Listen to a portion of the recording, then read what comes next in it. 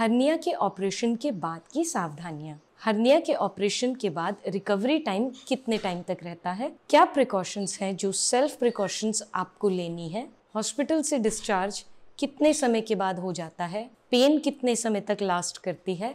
साथ साथ क्या ऐसी चीज़ें हैं जो जब आप अपने में नोटिस करते हैं तो आपको डॉक्टर से कंसल्ट करने की ज़रूरत है? सर्जरी, जब आप हर्निया की सर्जरी कराते हैं तो बहुत ऑब्वियस है कि आपको पेन भी हो सकती है, साथ साथ आपको बहुत ज़्यादा डिस्टर्ब आप रह सकते हैं, हेल्थ इश्यूज़ आ सकते हैं। लेकिन कुछ सावधानियों के बाद, थोड़ी सी जानकारी अगर आपको इसके बारे में है तो ये सब चीज़ें आपकी ठीक हो सकती हैं। क्या सावधानियां हैं जो आपको हर्निया के ऑपरेशन के बाद माइंड में रखनी है? ध्यान रखिए, रिकवरी टाइम की अगर हम बात करें तो जनरली हर्निया के पेशेंट्स की रिकवरी देखी जाती है 1 to 2 वीक्स में। 1 से 2 हफ्ते में आपकी रिकवरी अच्छे से होने लगती है, लेकिन रिकवरी डिपेंड करती है बहुत सारे फैक्टर्स पे। नंबर 1, किस टाइप के हर्निया का आपने ऑपरेशन कराया है, ये रिकवरी में बहुत इंपॉर्टेंट रोल प्ले करता है। फॉर एग्जाम्पल, अगर आपको इंग्वाइनल हर्निया था तो चांसेस ऑफ कॉम्प्लिकेशंस कम रहते हैं। नंबर 2, आपने कौन सी सर्जरी कराई है, ये भी रिकवरी को मैनेज करने में, रिकवरी करने में इम्पॉर्टेंट रोल प्ले करती है। फॉर एग्जाम्पल, अगर लेप्रोस्कोपिक सर्जरी है तो रिकवरी जल्दी देखी जाती है, लेकिन अगर सर्जरी दूसरे किस्म की ओपन सर्जरी है उस केस में रिकवरी पीरियड थोड़ा सा डिले हो जाता है। साथ साथ पेशेंट की ओवरऑल हेल्थ भी ये डिसाइड करती है कि रिकवरी फास्ट होगी या कम।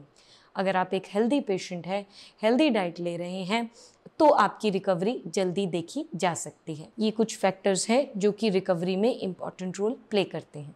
हॉस्पिटल डिस्चार्ज, जनरली देखा गया है जो लेप्रोस्कोपिक सर्जरी कराते हैं उन पेशेंट्स को डिस्चार्ज सेम डे या नेक्स्ट डे दे दिया जाता है। लेकिन अगर आपने ओपन सर्जरी कराई है तो हो सकता है डॉक्टर आपको 48 से लेके 72 आवर्स तक आपको ऑब्जर्वेशन में रख के डॉक्टर्स आपको फिर डिस्चार्ज दे सकते हैं। डिस्चार्ज जनरली डिपेंड करता है आपकी कंडीशन के ऊपर, कोई कॉम्प्लिकेशन ना आ जाए, डॉक्टर की ऑब्जर्वेशन के लिए ये सब फैक्टर्स मिला के आपको हॉस्पिटल से डिस्चार्ज दे दिया जाता है। सेल्फ केयर के लिए क्या सावधानियां हैं, क्या ऐसी प्रिकॉशंस हैं जो आपको लेनी है ताकि आपकी रिकवरी स्पीड अप हो सके? नंबर 1, आप कोशिश कीजिए जितनी दवाइयाँ, पेन किलर्स या एंटीबायोटिक्स आपको डॉक्टर्स ने जितने समय के लिए दी हैं आप उसको कंटिन्यू करें। जितने टाइम के लिए, जितनी बार रेपिटेशन है, आप एग्जैक्टली डॉक्टर को फॉलो कीजिए। नंबर 2, किसी भी तरह की हैवी एक्टिविटी से, हैवी वेट लिफ्टिंग से आपको 4 हफ्ते तक, कम से कम 4 हफ्ते तक परहेज रखना है। साथ साथ आपको एडिक्वेट रेस्ट लेना है। शुरुआती कुछ दिनों में कंप्लीटली रेस्ट लीजिए।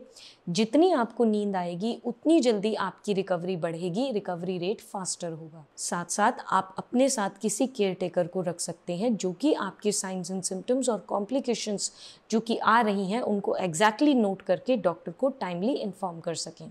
इसके अलावा आपको टोटली अवॉइड करनी है अल्कोहलिक बेवरेजेस, अल्कोहल या स्मोकिंग, क्योंकि ये चीज़ें आपकी हीलिंग में बहुत ज़्यादा हिंड्रेंस क्रिएट कर सकती हैं।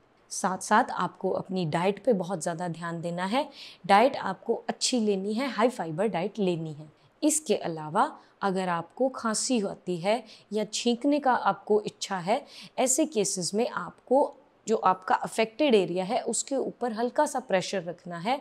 बिफोर एंड आफ्टर, थोड़ी देर के बाद आपको वो प्रेशर रिलीज कर देना है। ये कुछ कॉमन प्रिकॉशंस हैं जो आपको खुद के लिए लेने हैं और खुद की ये सावधानियां बरतनी हैं। पेन किलर्स आप प्रॉपर टाइम पे लेते रहें। पेन किलर में आप कोई भी लापरवाही ना करें। अगर खुद से आप ना ले पा रहे हो तो किसी केयर टेकर की हेल्प से आप इसको जनरली फॉलो कीजिए। साथ साथ हाइड्रेशन को प्रॉपर रखिए, पानी खूब पिएं। किसी भी तरह से आप अपनी बॉडी में कॉन्स्टिपेशन को एंटर ना होने दें, क्योंकि कॉन्स्टिपेशन आपको बहुत ज़्यादा कॉम्प्लिकेशंस की तरफ ले जाती है। पेन की अगर हम बात करें तो पेन जनरली वेरी करती है, लास्ट कर सकती है कि आपका जो इंसिजन है, जो डॉक्टर्स ने कट लगाया है, उसकी पेन बहुत लंबे समय तक, कुछ केसेस में 1 महीना, 2 महीना, 3 महीने तक भी सर्जरी की पेन रह सकती है। कुछ केसेस में ये पेन कपल ऑफ वीक्स में धीरे धीरे चली जाती है। पेन के लिए आपको लंबे समय तक डॉक्टर्स पेन किलर भी एडवाइस कर सकते हैं। प्रिकॉशंस का आपको पूरा ध्यान रखना है। Heavy machinery, heavy weight lifting से आपको बहुत समय तक दूर रहना है। अल्कोहल से आपको दूर रहना है।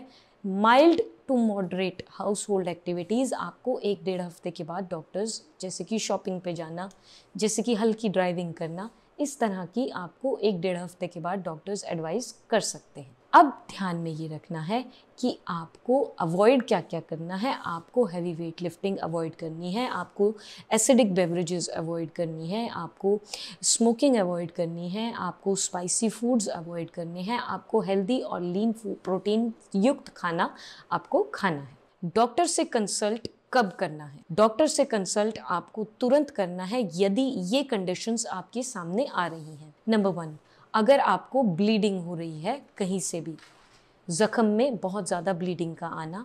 नंबर 2, अगर आपको नोज़िया, वॉमिटिंग और कफ बहुत ज़्यादा हो रहा है।